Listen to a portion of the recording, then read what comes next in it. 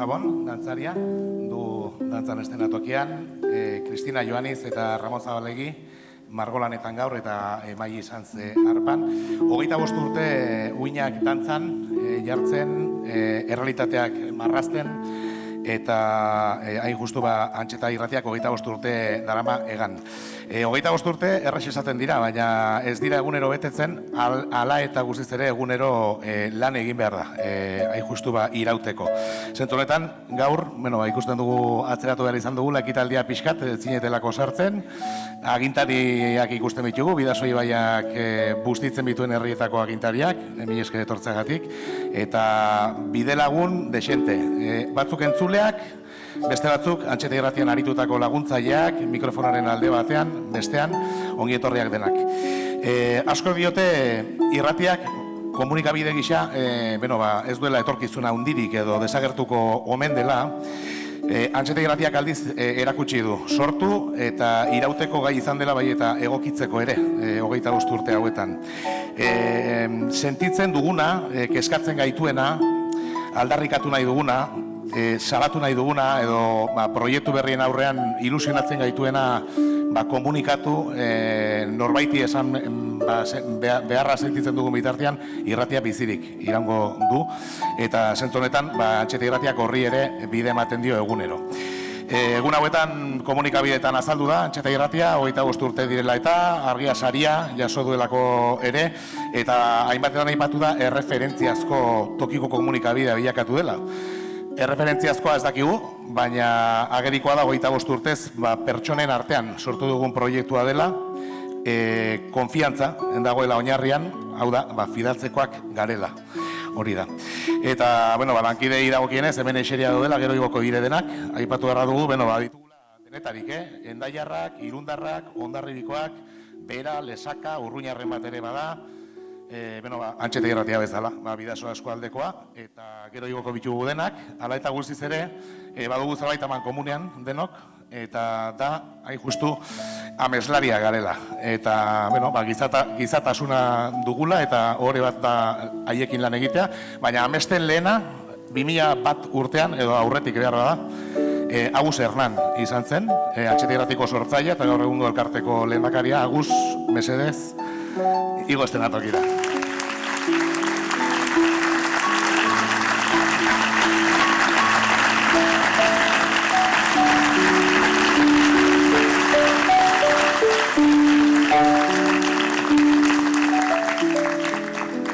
Arratsaldeon, elkar ezagutu genuen gainera ni Antxeta Irratian hasi baino lehenago, aur bat nintzela kasik, unibertsitatean, Pariseko foro sozialean bai, eta gerora elkartu gintuen bideak. 2001 aipatu dugu, Antxeta Irratia sortu zela, Euskal Herria, Bidasoa eskualdea etzen gaur egungoa, hori argi dago, erabat eraldatu egin dela. Ez dakit nola sortu zen, Antxeta Irratia bezalako proiektu baten ideia edo ideia bera, nola sortu zen? Ni parentesi txiki bat horretik eskatu didate 6 minutotan egitean nire interbentzioa. Lortzen dudan 25 urtetako historia bat kontatzea, baina saiatuko dugu. Egia zen sortu zen gure irratiaren impulsutik, ni garai horretan gure irratiko zuzendaria nintzen, ezagutu nun aski ongi nola funtzionatzen zen Estatu Frantseseko irrati libreen sistema, orain irrati elkarteak deitzen direla, hemen daude gure irratiko lagunak, eta hortik egin zen inbertsion humano bat eta gero ekonomikoa eskualde honetan sortzea irrati bat. Argi ikusten zen Baionatik, Hendaia, Irun, Hondarribi, Biriatun, azten zen instituzionalizazio prozesuan irekitzen ziren aukerak paregabeak hor ekarpen handi bat egiteko. Eta horrela izan zen. Elkarte edo irrati komunitario gisa, aipatu behar dugu, Antxeta Irratiak bere izaera librea atxiki duela, 25 urte hauetan, baina egia da, ez dakit profesionalizazio prozesu bat jasan duela, ez dakit bilatua, nahi eta ez testu inguruak behartuta, espresuki bilatua edo naturala izan den. Ez dakit hain ameslaria ginen, garai horretan ere, eta ez dakit hain urrun joaten zen gure gogoeta. Baina bai aurrikusten genuen, irauteko behar zirela negozio plan bat edo proiektu ekonomiko bat, eta irontekoz behar zela ere oso garrantzitsua laguntzaileak, bolondresak, baina baita ere ekipo tekniko bat. Eta hasieratik 3 pertsona kontratatu genuen, izugarriko parioa, segituan etorri zen lehenengo krisi ekonomikoa, hori ere hori historia oso polita da, baina bere arazoekin bidean, eta apostu hori egin genuen, egia esan Frantziako irrati libreen sistema ekartzen zuen frekuentzia legala eta ekartzen zuen ere finantzamendua, eta hori asko lagundu zuen hasieratik, eta beranduago lortu genuen ja Gipuzkoan frekuentzi bat Donostitik Hondarribiraino, naiz eta gure eskualdean lan egiten dugu, eta hortik ere etorri zen finantzamendu publikoa, Eusko Jaurlaritza 8 urtez, eta orain Gipuzkoako Foru Aldunditik abiatu dugun konbeni hitzarmen berri bat. Oztopo guztien gaindi 25 urte bete ditu, bete aldu edo ase bete aldu hasierako asmoa, gaur egun ala atzera egida begiratuta, zu bizi izan buzula garapen osoa. Bai, gu bizi izan dugun ibilbidea oso lotuta dago eskualdearen evoluzioarekin, ez? Nik buruan dut, duela 25 urte, lehen esan dudana, oraindik instituzionalizazioan prozesuan abiatzen ari zen, txingudi bidazoa patxuergoa, oraindik ezen sortua eskualdea, baina bai, segituan ikusi genuen horren importantzia. Bai, duela gutxi relativamente 10 bat urte genduazi desagertu izan ziren muga fisikoak, polizia armatuak eta polizia nazionalak egunero pasaporteak eta karneta kontratzen zutenak, eta bai, aurrikusten genuen, oraindik mobilitatea, herrien artekoa, oraindik kostatzen zen. Hirugarren elementu nik uste oso importantea zen, eta da egoera soziolinguistikoa. Bere garaian eskualde bilingüe batekin, frantsesa eta espainola nagusia zen, gaur egun bizi gera eskualde trilingüe batean. Eta hori evoluzioa hori ikusten da. Eta azken elementua, nik bizi izan dudana, hasierako garaiak zen Euskal Herrian zegoen bezala deskonfiantzaren historiak.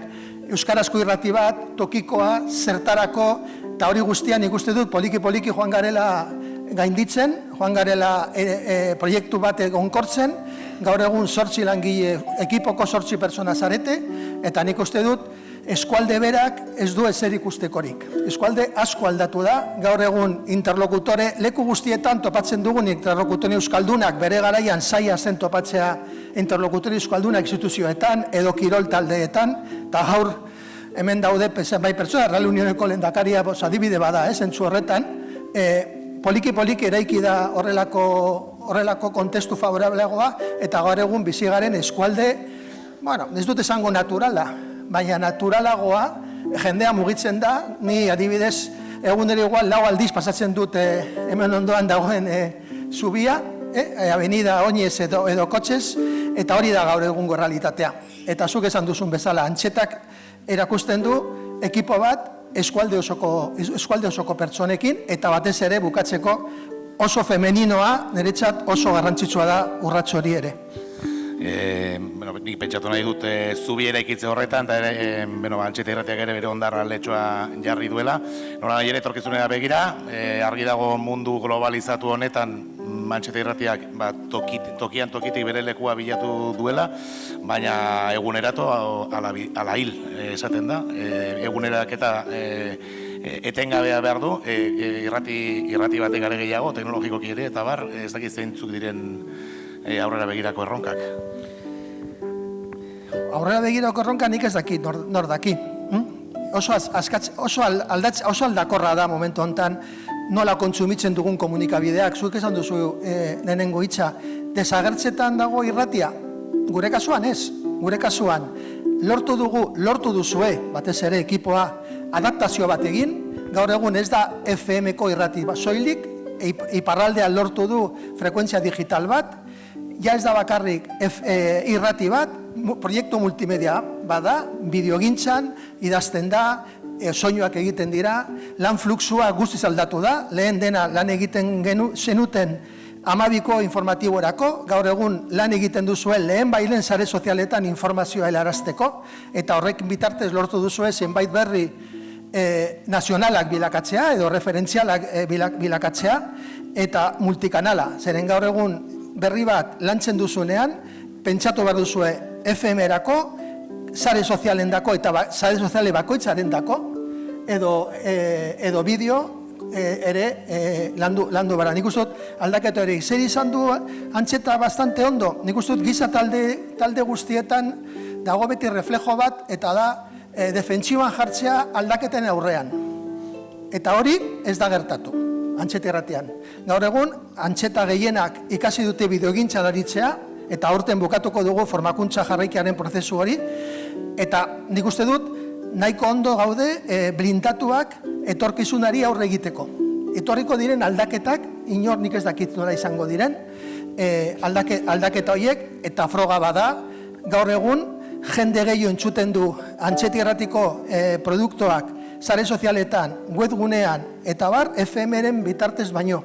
Eta gaur egun, 32.000 euroko, 32.000 entzule ditugu, bastante fidelak sare sozialetan frogatzen diren bezala, kriston datuak dira guretzat, eta nik uste dut etorkizuna oparoa dugu, eta nik esaten dut Antxeta irratia bere 25 urte hurrenan dago bere momentu oparoena. Ados, 6 minutu genitu, nik uste pasa ditugula. Ni esker aguz. Gero egoko zera, berriz, lankide guztiekin. Eta aurrera goaz, datozen minutuetan, Irunabar bertsoaren bilgunea zere hitz egin beharra dugu. Berehala izango ditugu Gotzona Izpiolea eta Beñat Elosegi, bertsolariak eta bilguneko kideak. Gurean, aipatu gara dugu, Irunabar bertsoaren bilgunea estuki lotua egon dela Antxeta irratiari urtetan. Batetik, haien berri eman dugulako, bertsolaritza sustatu nahi izan dugulako Antxeta irratitik beti, euskaraz denez eta zubi eraikitze horretan. Gaur egun bertsolari den bat ere badugu lantaldean, esan nahi zerbait naturala da, eta gainera Irunabarreko bikide hauek eta beste zenbaitzuk ere irratsaioak ere egin izan bituzte Antxeta irratian, laguntzaileen artean. Bertsoak puntuan dut gogoan nik bat, ez dakit nork erantzungo dian, lehen batak ala besteak, Beñat, bertsoak puntuan zen? Hala, uste dut, bai, baina hori Gotzonak esango dizu. Bale, nada, arratsaldean. Bertsoak puntuan, bai, bertsoak puntuan hasi ginen, hasieran hasi zen Egoitzelaia, horre saltxan, eta gero Aitor Errazkin, beste Aitor Errazkin, baimena eman dit, Aitor Errazkin, hemengo Aitor Errazkinek beste Aitor Errazkin ditzeko. Eta arek eta bilek hasi genuen bertsoak puntuan, egin genuen urte batzuz, asteroko saio bat, biltzen genituen hemen inguruko bertso saiotara joten ginen, lortzen genituen gure irratikoan nola zen, eneko bide gainekin arekin ere trukatzen genituen saio batzuk, eta uineratzen genituen FM-ez, ez genuen sare sozialek. Eta ateak zabalik topatu dituzute beti ez, Antxeta irratian hori? Beti, bai. Izan da eski ala behartzun. Irunabarrere garai hortan hasi ginen forma ematen eta eskuti joan geha. Gehor egon zen zea bat, geldialdi bat bezala, eta Irungo Kabigorrin Ateneoan egiten zian hilabeteroko bertso saioak aprobetxatuta hasi genuen saio bat Beñat eta biek. Kabitik zuen izena, hoi bai erantzun dezake Beñatek. Hori da, ez, kabitik. Bertsoak puntuan, kabitik, Beñat Elosegi eta Irunabarreko, esan bezala, bikideek orain bertsoa botako digute.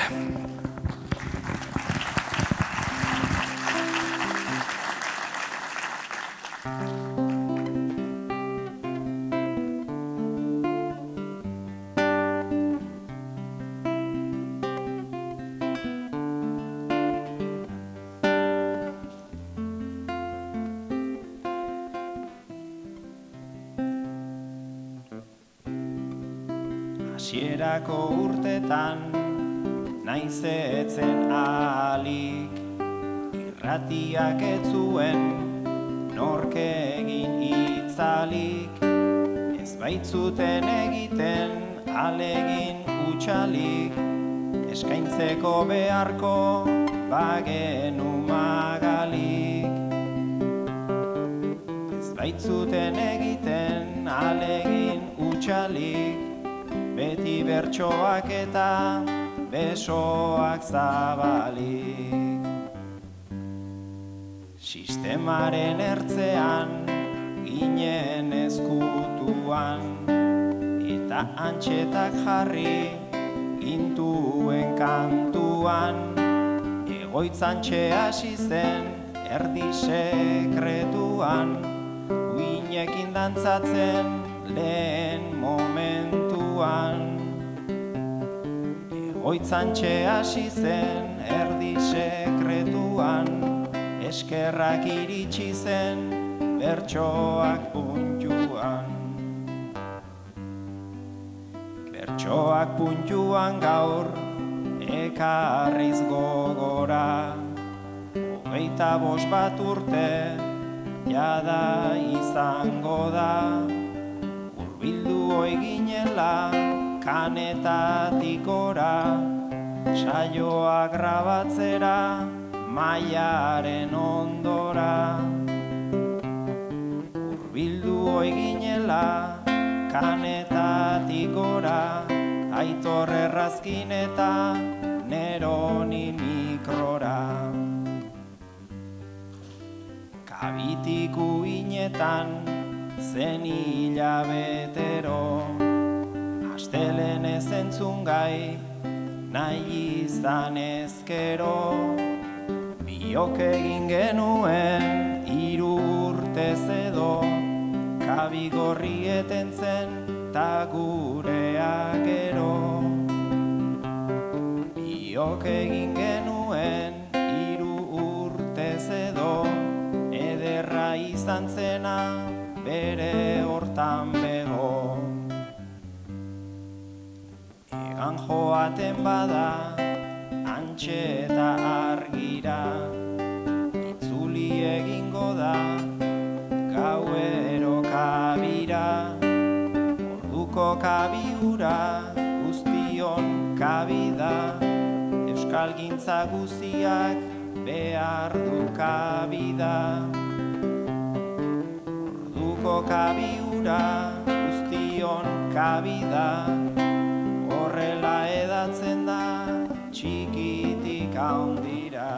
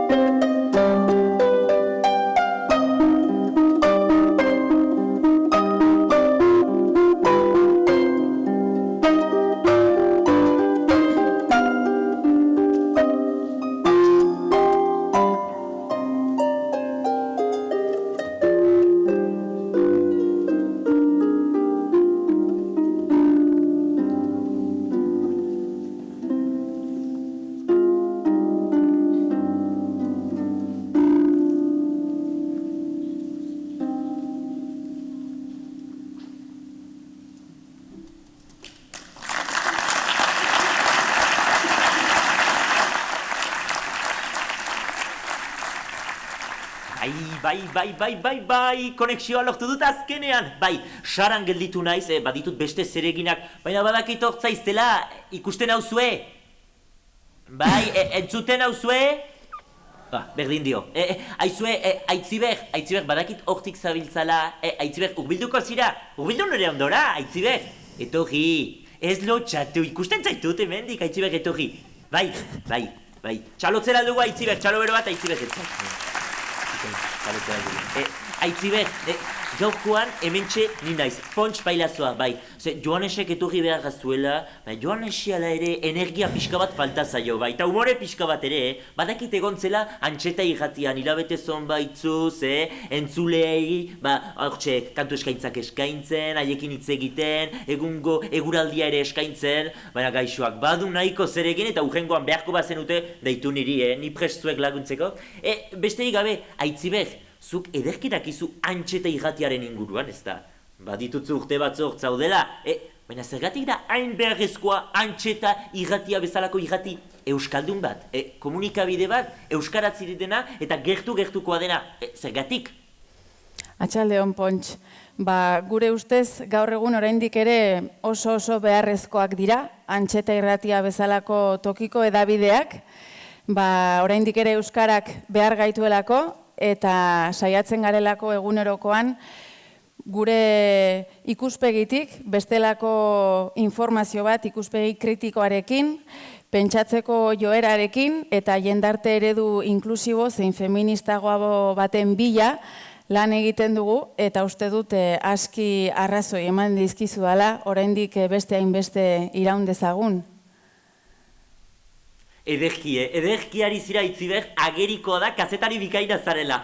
Baina Aitziber, barkatu gure artean, kazetari bikaina bai. Baina nire ondoan, zahar xamaga ere bazira eta bazaizte. Bai, nik gazteagoa naiz, nik garain modernokoa naiz, ez pentsa, nik baditut kaskoa, badut ere mikrofonoa kantatzeko, baditut ere, telebista, ordenagailua eta beste gailuak ere, baina uste dut antxeta irratiak beste evoluzio bat ere ezagutu zuela, ez da? Zuek gauza guztioiek erabili baino lehen nola egiten zenuten irratearen bitartez komunikatzeko? Eta irratitik ere, kanpora komunikatzeko ze uxoekin komunikatzen zenuten, gutunak idazten zenituztari entzulei.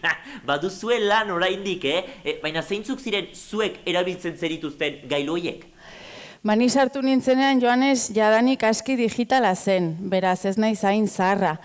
Baina gogoran dut bereziki Maia Murruaga lankideak nola egiten zituen soinu muntaketak pantaiari gabe minidiskekin eta hori ez dut inoiz ikasi egiten. Baina geroztik asko aldatu dira gauzak, irratia sortu zenean apenas erabiltzen zen interneta eta gaur egun jada esana izan den bezala antxeta ez da FM bidezko irratia bakarrik baizik eta euskarri ainitzetako tokiko komunikabidea. Zu entzuten eta niri kalkuluak etortzen zaizkit burura. Enaiz biziki ongi moldatzen, baina itxoin 1, 2, 3, 4, 5, 6, 7, 8, 9, 10, 11, 12, 13, 14, 15, 16, 17, 18, 19, 20, 21, 22, 23, 25 urte, ez dira urtero betetzen, Bada mende laurden bat, bastabiltzate lanean, eta handitzen, bai, egunero, handitzen. Gaur egun, antxeta irratia nola da zabala? Ongi inguratu ere izango zaizte ez da? Zuek bezalako jende goxoarekin, jende maitagarriarekin, antxeta irratiak nortzuk ditu lagun? Non kokatua da orain antxeta irratia?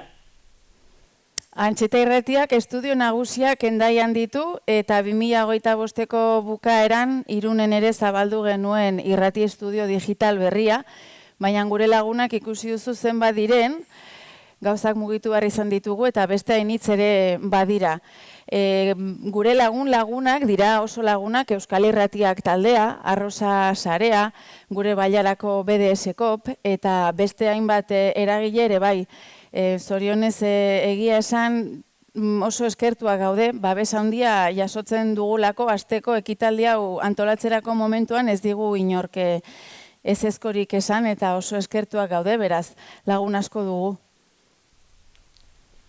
Ai, mire esker zuri Aitziber eta zuei ere bai, lan talde osoari bikainak zaizte. Eta horrengorako ez du da, pailazo izateaz gain, kazetari aparta ere banaiz, kazetari ia profesionala, bai, dena kontrolpean direkin.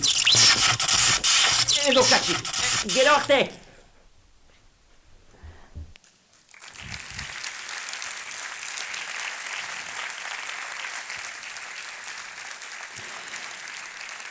Oraingoan deituko dut eskualdeko artista bat, Antxeta irratiarentzat aski berezia dena, deitu dugun bakoitzeko edo berak lan bat atera duen bakoitzeko baiezkoa eman digulako, eta martxoan bere lehen novela aterako du eta lehen horria oparitzen digu Javier Muguruzak.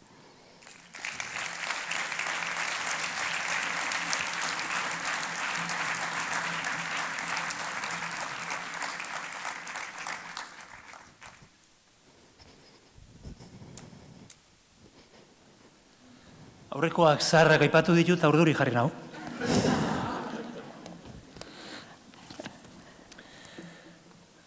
Zaharrok hemen gaude, beste batzuk, hemen beste batzuetan hemen dauden. Ojala. Enaiz pikatu, baina morro eman dit, joder.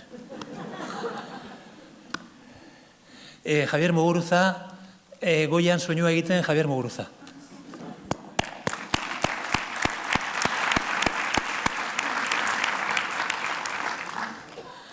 Lehengusua eta besoetakoa eta bar, eta bar.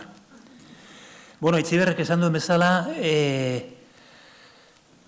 deitu ziaten, zebait abesteko, baina ja aspertuta egon zaite honezkero, eta pentsatu nun, eskaintzea, primizia bezala, nire lehenengo novelaren lehenengo orrialdea.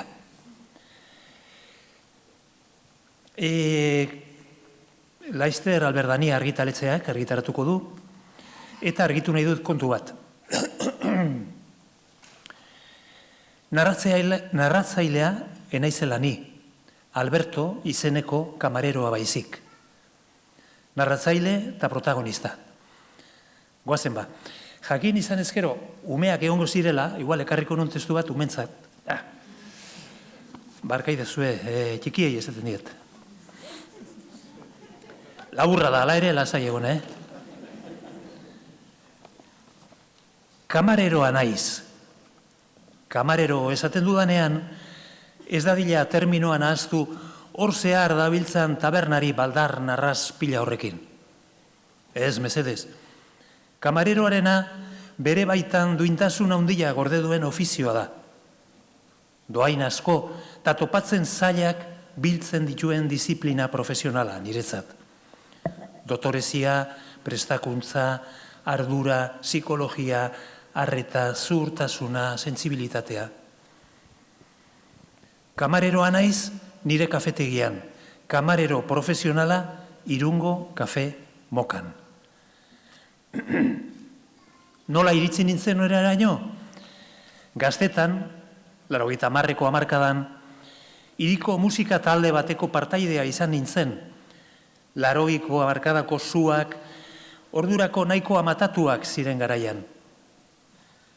Arrakasta desenteko taldea izan zen guria, eta zenbait urtez martxan aritu ondoren, proiektua amaitutzat jo genuenean musika utzi eta egindako diruarekin kafetegi bat zabaltzea erabaki nuen. Beti izan bai naiz kafetegi klasikoen zale amorratua. 32 urte nituen orduan. Tira, etzen zehazki ala izan. Goazen mantsoago. Lehenik bi hitz musika zergatik utzi nuen azaltzeko. Teklatua jotzen nuen, aipatu dudan taldean, eta garai hartantxe nire entzuketa kaotiko xamarretan topo egin nuen alabeharrez, musika sinkopatua eta akorde konplexuagoak erabiltzen zituen estilo batekin, jazzarekin.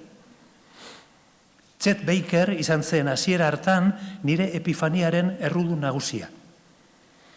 Artistaren ahotsak eta trompetak liluratu egin ninduten, hipnotizatu. Gure taldean pop rock zakuan sartu ziteken musika egiten genuen, oso musika oinarrizkoa, bai erritmikoki eta bai harmonikoki. Eta bestea deskubritu nuenean, ezin izan nuen mundu horretan ordura arte bezala jarraitu. Konkretuki, septimako akordeekin topo egitea, benetako enkontru bat izan zen niretzat, hitzaren zentzu betean.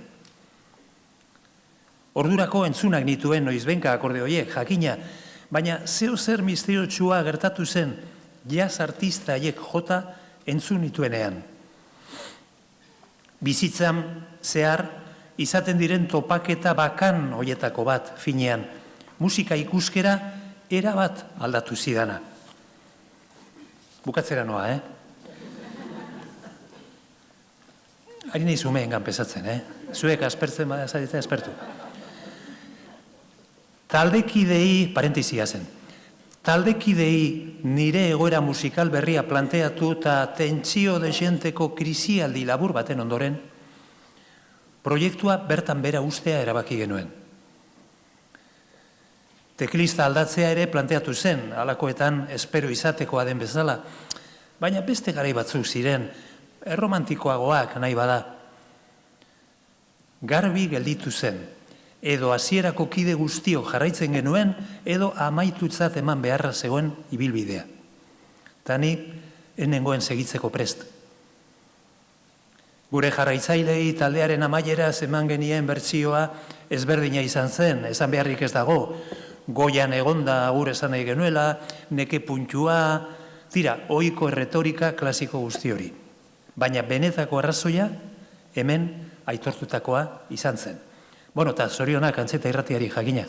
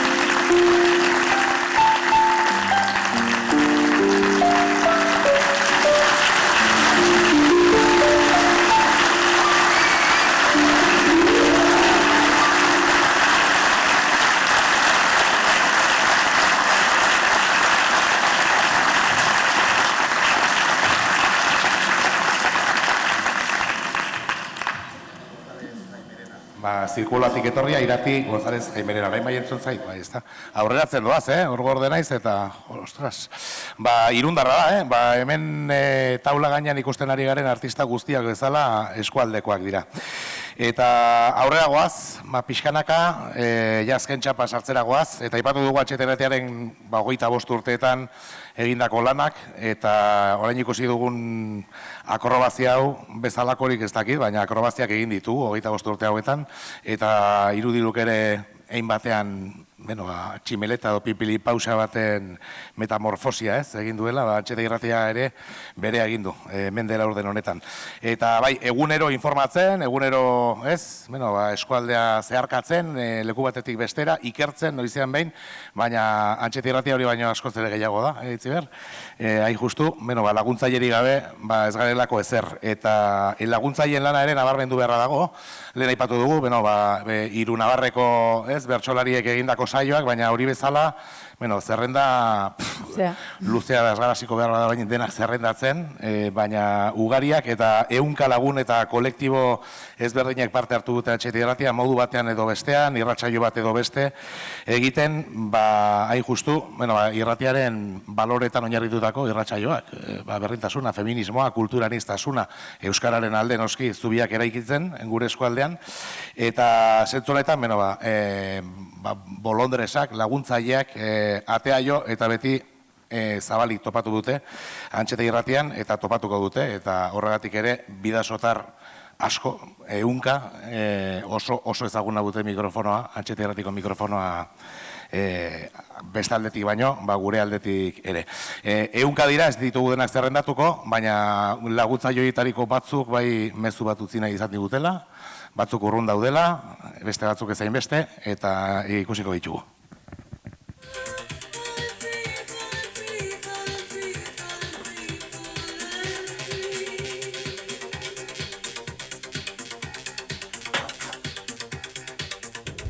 Zorionak HT Irratia, 25 urte, bezarkada handi bat Kolonbiatik, eta espero dut berdin jarraitzea datorren 25 urteetan. Zorionak HT Irratia. Zorionak HT 25 urte, wow! Eta mil esker egin duzuen lanagatik, guri, biztanlegoari eta baita ere, etorkinei ere onegin die. Txit, txol, arrunt, arras, biziki bonitzazea antxeta. Seriola beste 25 urtean. Zorionak! Zorionak eta eskerrik asko urte guzti hauetan topaleku goxua eskaintzeagatik. Urte askotako. 25 urte jarraitu dezala herri komunikabide batek euskeraz. Hori da, eta feminismoari ahotsa emateko beti prest eta errestasun guztiak ematen. Bai. Animo eta zorionak! Zorionak! Zorionak antxeta zuen 25. urte hurrenean. Zorionak HT Irratia, mil esker horre oteagatik. Horritzapen oso politak etortzen zaizkit burura, alde batetik ikaslentzako irrati tailerrak prestatzen lagundu nizuen garaikoak, eta gero baita ere kazetari gisa Irungo prentsaurrekotara askotan elkarrekin joan ginenekoak. Beste hainbeste urtez, feminismoz, euskaraz, mugak apur ditzagun. Komunitate bat garelako, herri bat garelako, zorionak antxeta. 25 urte borrokatzen gizarte inklusibo bat lortzeko. Geraren partez eskerrik asko. Zorionak HT Irratiari eta urte askotako. Emakume ijituaren errealitatea bizibilizatzeko, ezagutarazteko benetan mila esker, eta beste 25 urte beteko dituzue. Eskerrik asko. Eta eskerrik asko beti zuenean musika hitz egiteko aukera eman izanagatik, eta beti etxean bezala sentiarazteagatik. Besarkada bat. Gaztetan hasi ginenan, azkerrantxoarekin, antxetaminarekin, eta neurri batean ere, estudioetan ikasi denuen publikoki hitz egiten. Eta irakaspen handia izan zen, guretzako eskola bat. Donostiko Santiago Mendiko antenan gaude, eta urte askotako esaten den bezala. Gora, herri komunikabideak. Eta beti, herri mugimenduetatik oso gertu, eta oiku komunikabideetan, hotxik ez daukaten horiei, hotxe emanez. Urte askotako. Zorionak. Zorionak! Zorionak HT Irratia. Zorionak. Zorionak HT Irratia. Zorionak. Zorionak. Zorionak HT Irratia. Zorionak antxeta. Zorionak! Zorionak. Zorionak. Zorionak.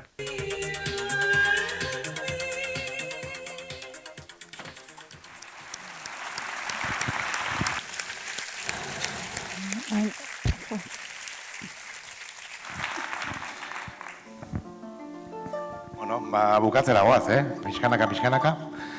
Eta ez dakit bukatzen hariko diren, ara ez, gaurko margolan horma irudi hau, Ramon, zertan ari zaraz eta zergatik? Bueno, area bi antxeta, naiz eta arroxak izan eta flamenkoak eman, dira antxeta queer xamarrak. Azkenian nik, nire lotura afektiboa antxeta irratiarekin, guain dela askotik dator, antxetamina egiten genuen garitik. Orduan eman zigun aukera Irungo herrien mugimendua, Hondarribiko Silozibe eta antxetako estudioko teknikariak elkartzeko, beraiek gureketrak eskeria konpontzen eta. Eta, bidasoaren bi aldetako mugak elkartzen, mugarren gainetik egan egiten, 25 urtez, eta sasi askoren gainetik ere. Eta beste 25 izan. Mila esker, Ramon, mila esker biei.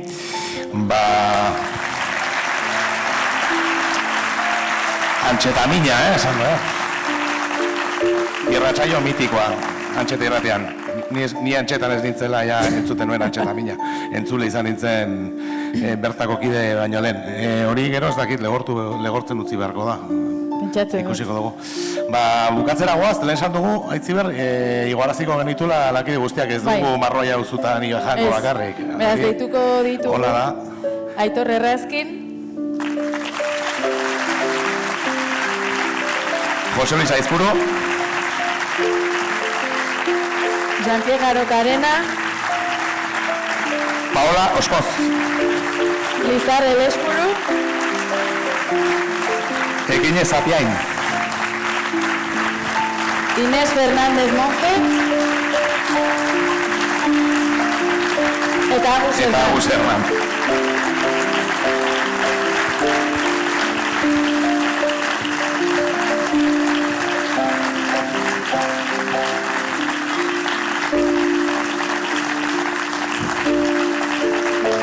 Hau da antxeta, hauek dira gure aurpegiak, behar ezagunak zezkizu eta Aimar López, kameralari lanetan ari zena.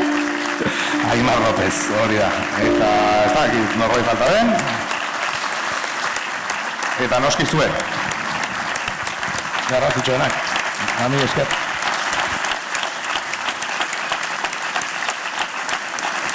Beraz, eskerrak eman nahi dizkizuegu hurbildu zareten guzti hori, eskerrak ere Fiko bari, oso erresa izan baita beraiekin lan egitea.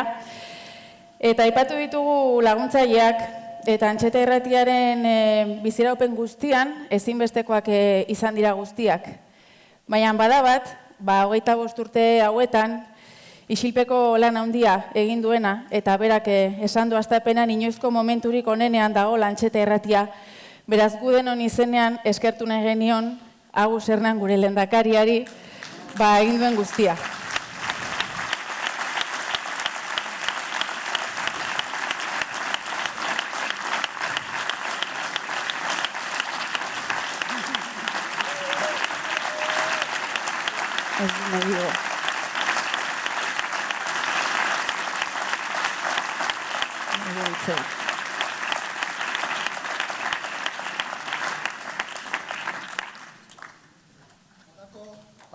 Horako opariak ematen diete batez ere dinosaurioei.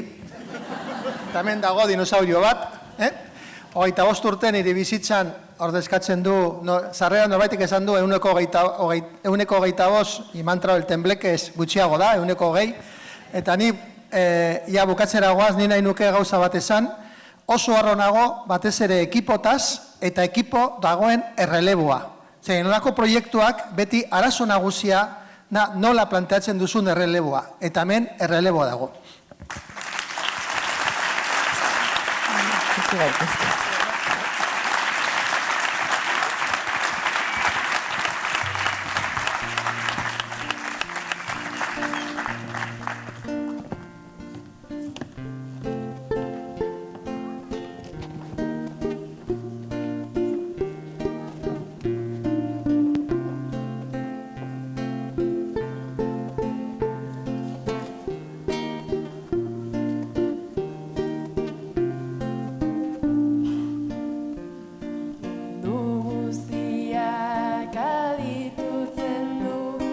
euskaldunaren negarra, alde batera nahiago nuke ez banintze bengotarra.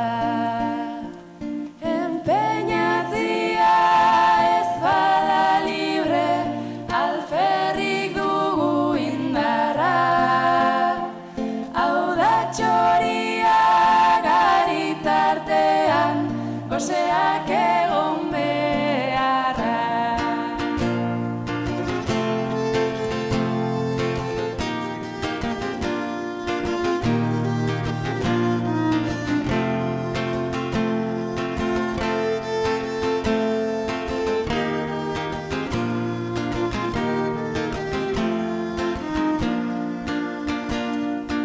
Zerki hontan lau pertsonaia da jokalari bakarra. Arbolak berak erakusten du hostoa eta adarra. Empeñatzia ez bada libre, alferrik dugu indarra. Hau da txoria garitartean, goseak egon beharra.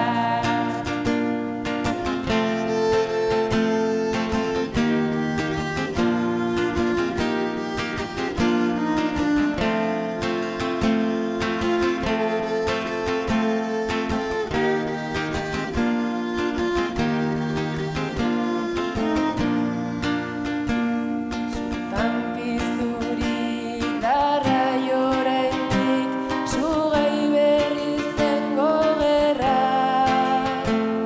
Oharkabean eltzen mintzatu, txirrita poeta zarra.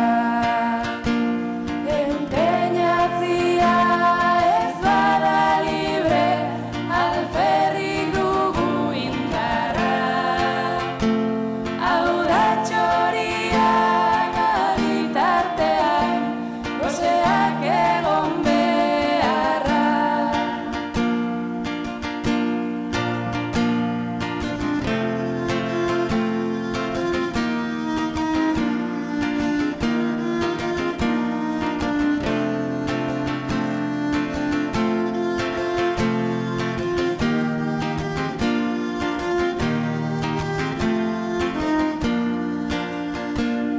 Zazpia izbaren gaiden oiala, ebakirikan erditik.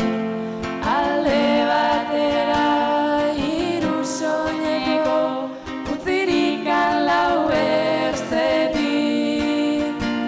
Gura iziakin bere iziarren, bakoitza bere aldetik. Ezagutzen da jantzi direla, zazpiak oial batetik.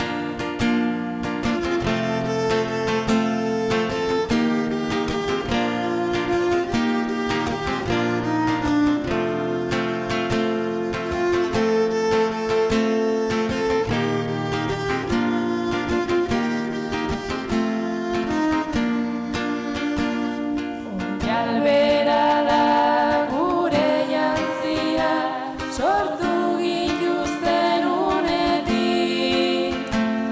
Ez du manuak hemenik sortu, kentzeko gure soinetik. Gura iziakin bere iziarren, bakoitza bere aldetik. Ezagutzen da jantzi direla, zazpiak